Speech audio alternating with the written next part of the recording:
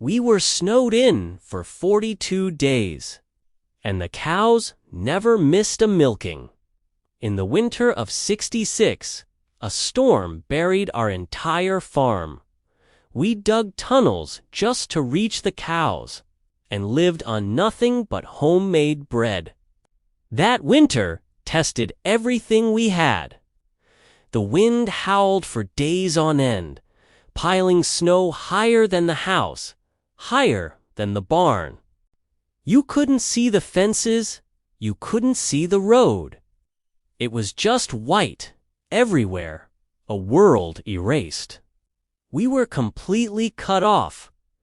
The phone lines were down, the roads were impassable. It was just our little family, isolated in a sea of snow. But inside that buried house, we had warmth, we had each other, and we had a job to do. Because out in that buried barn were the animals that depended on us. The cows were our livelihood, and we weren't about to let them down.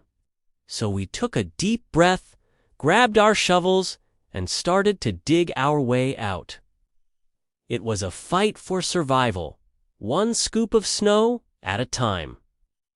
This is the story of how we fought the blizzard and won. My name is Harold Thompson. I've lived my whole life on the same patch of land in South Dakota. It's been in the family for generations, and I always knew this was where I belonged. And in 1966, I was 32 years old, a young father with a wife and 2 small kids, trying to keep a small farm alive. It was a good life, but it was a hard life.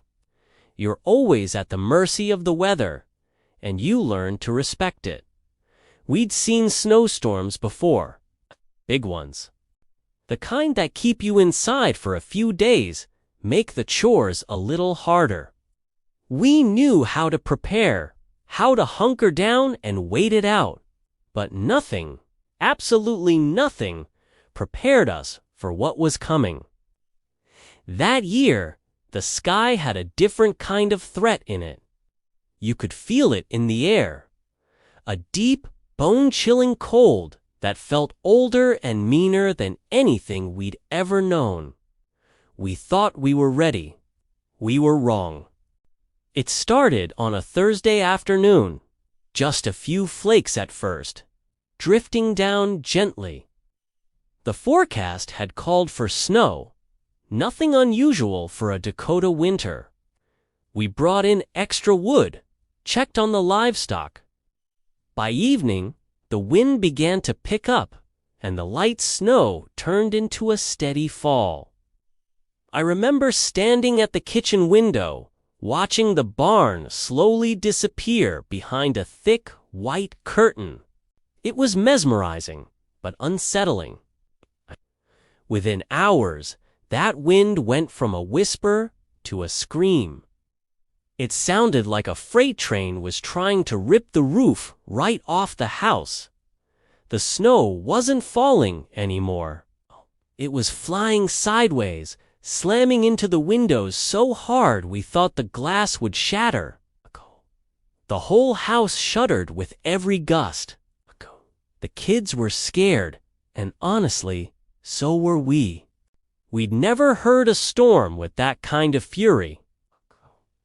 It felt personal, like it was trying to get in. By the second day, we were trapped. We woke up to an eerie silence.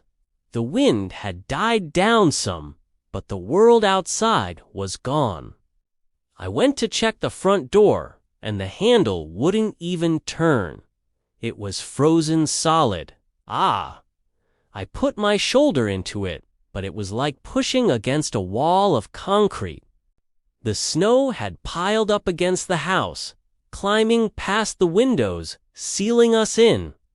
It was like being buried alive. The light that came through the top of the windows was dim and blue. We were living in a cave made of snow. There were no roads, no phone. The line had gone dead sometime during the night. There was no one coming to help. It was just us.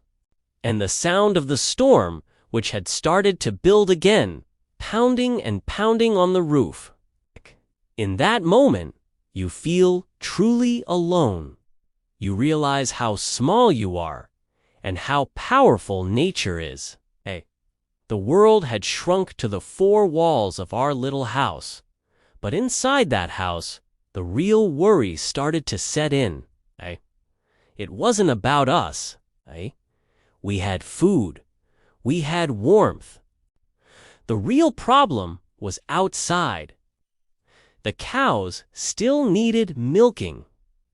Twice a day, every day, no exceptions. If a cow isn't milked, she can get sick and she can die. And if we didn't reach them, they'd die. And if they died, so would the farm. Everything we'd worked for, everything my father had worked for, it was all tied up in that herd. Losing them meant losing everything. Looked out the small part of the window that wasn't covered. But all I could see was a mountain of white where the barn was supposed to be. The thought of them in there cold, hungry, and waiting for us, it was unbearable.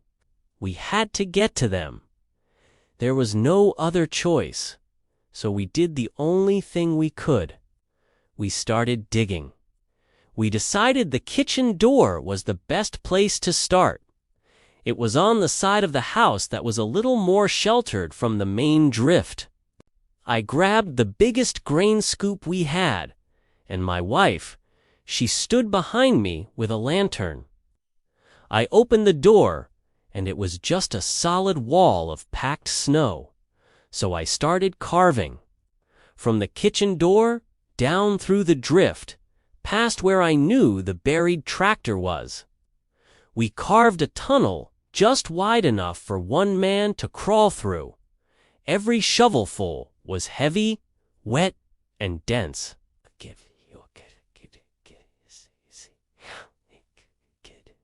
It felt like digging through a mountain of wet cement.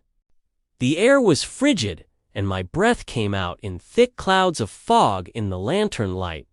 It was slow, exhausting work. For every foot I dug, it felt like the storm dumped another foot on top. But we couldn't stop. With every scoop, I just pictured those cows. And after hours, what felt like an eternity of digging in the dark, the shovel broke through into open air. We reached the barn. That feeling, I'll never forget it. The shovel hit wood, and then suddenly, there was nothing. Faint light broke through from the other side. We'd made it. I widened the hole and crawled through into the barn. The air was thick with the warm, steamy breath of the animals. They all turned their heads toward the light, their big eyes watching me. It was the most beautiful sight I'd ever seen. We fed them, we milked them, and then came the hard part. We had to haul those heavy, sloshing buckets of warm milk back through the narrow tunnel to the house, trying not to spill a drop. That milk was our lifeline. We used it to feed the children, to make butter, to keep ourselves going. For 42 days, we lived in that buried world. My wife would bake bread every single day, and the smell of it filled our little snow cave.